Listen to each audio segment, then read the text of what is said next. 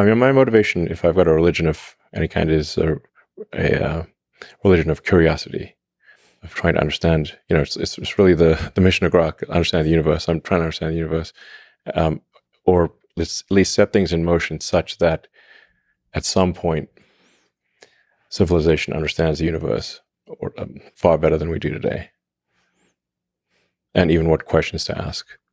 As Douglas Adams pointed out in his book, sometimes the answer is arguably the easy part. Trying to frame the question correctly is the hard part. Once you frame the question correctly, the answer is often easy. So I'm trying to set things in motion such that we are at least at some point able to understand the universe. So for SpaceX, the goal is to make life multiplanetary, and which is, if you go to the Fermi paradox of where are the aliens, you've got these sort of great filters. Like, it's like, why have we not heard from the aliens? Now, a lot of people think there are aliens among us.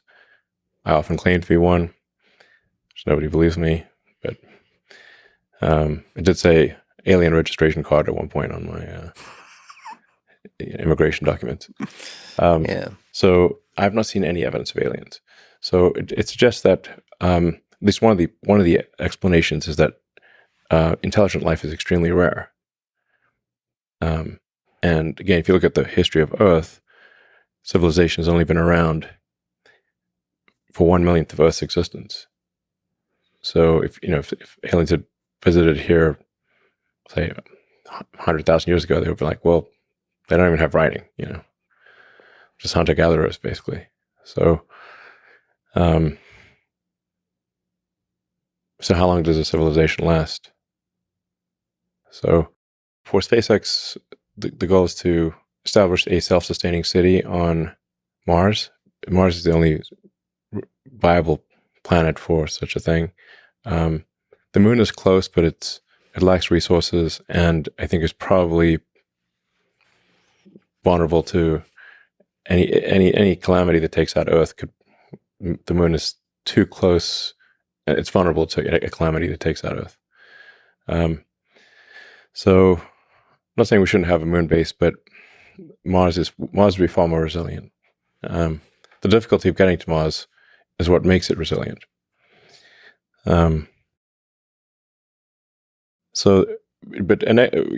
going through these various explanations of why don't we see the aliens, why one of them is that they failed to pass these